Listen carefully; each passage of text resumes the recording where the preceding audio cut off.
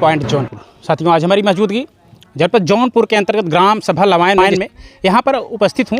यहाँ पर आज़ाद समाज पार्टी और भीम आर्मी के कार्यकर्ताओं द्वारा कुछ समीक्षा बैठक की गई है। आखिरकार कौन कौन से पदाधिकारी यहाँ पर उपस्थित हैं, आप हमारे वीडियो के माध्यम से दिखाते रहेंगे। तब तक के लिए देखते रहिए मेन पॉइंट जौनपुर, बने रहिए हमारे साथ। जय हिंद दोस्तों।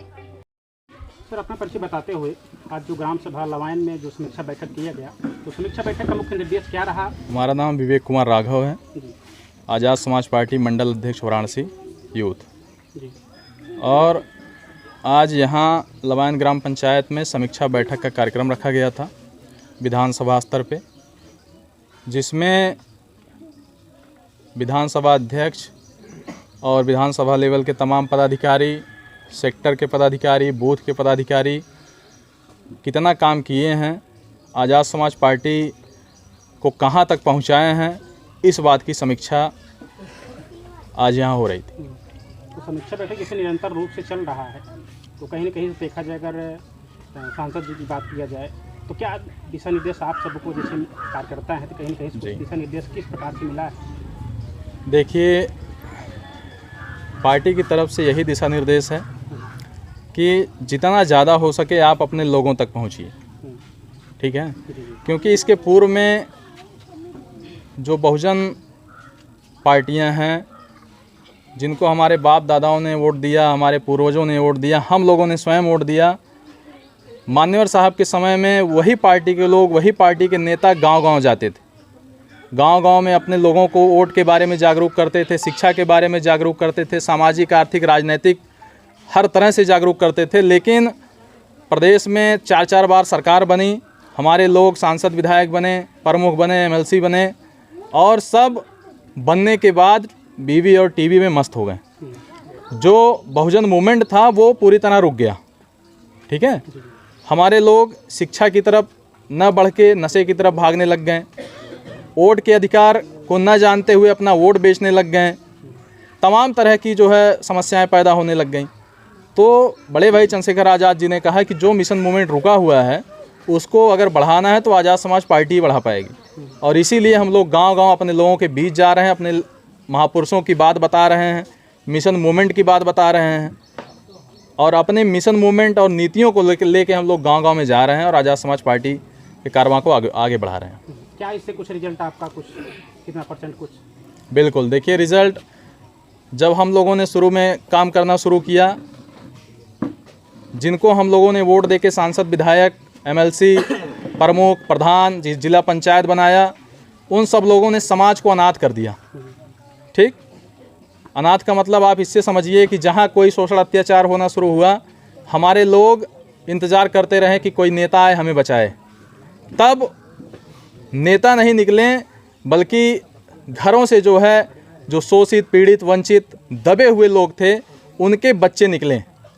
भीम आर्मी के रूप में उनको एक प्लेटफॉर्म मिला, उन्होंने समाज की लड़ाई लड़ी। जहाँ कहीं भी बहन बेटियों के ऊपर शोषण अत्याचार हुआ, हमारे लोगों को मारा पीटा गया, वहाँ हमारे लोगों ने लड़ाई लड़ी और हम लोगों ने तमाम शहादतें दी, जेल गए, लाठियाँ खाईं, मुकदमे झेलें।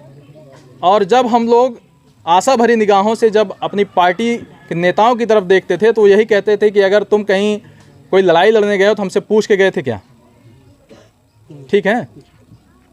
जब ये सब चीज़ें होने लग गई, फिर ये लगा कि यार समाज की लड़ाई लड़ने के लिए अगर किसी से पूछना पड़े तो ये तो बड़े शर्म की बात है।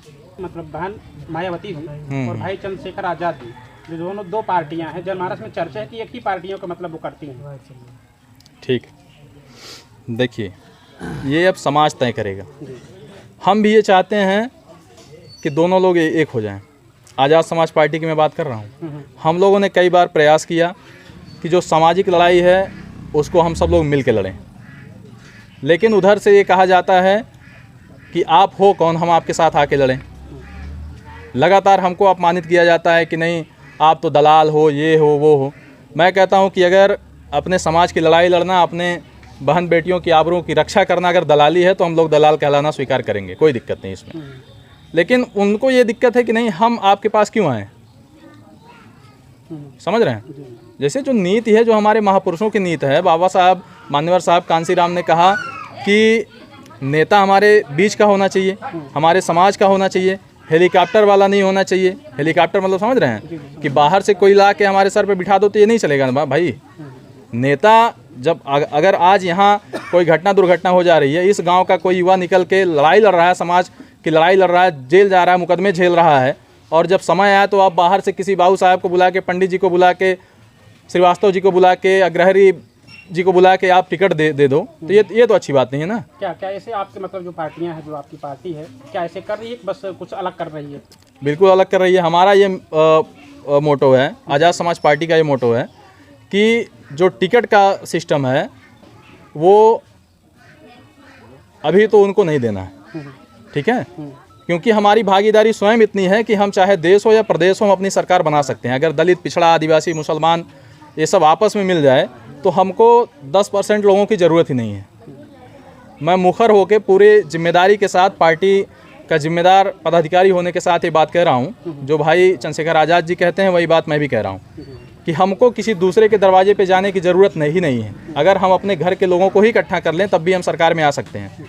इसीलिए जो टिकट देना है वो हम पिछड़े समाज, अति पिछड़े समाज, दलित समाज, अति दलित, ऐसे लोगों को टिकट देंगे, ऐसे लोगों को आगे बढ़ाएंगे। जहाँ सर विधानसभा में भाई जी का आगमन कब होगा, कुछ संभवतः? देखिए अभी मैं अपने कार्यकर्ताओं से भी ये कह रहा था कि हम लोगों ने बात की है कि 9 अक्टूबर के बाद, चूँकि 9 अक्टूबर को माननीय साहब कांसीराम जी का परिनिर्वाण दिवस है और उसको मनाने के लिए आह्वान हुआ है लखनऊ में। और आप ये देखिए कि पहले बड़े भाई सांसद राष्ट्रीय अध्यक्ष चंद्रशेखर आज़ाद जी ने कहा कि 9 अक्टूबर को आप सभी लोग तैयारी कीजिए, हम लोग लखनऊ में इकट्ठा होकर माननीय साहब कांसीराम का परिनिर्वाण दिवस मनाएंगे। उसके कुछ ही दिन बाद दूसरी तरफ से भी ये कह दिया गया कि हम लोग भी जो है कार्यक्रम रखेंगे। समझ रहे हैं, एक विरोधाभास की बात है अब कि हम ज़्यादा कि तुम ज़्यादा, ये मामला है। तो अब हमको नहीं लगता कि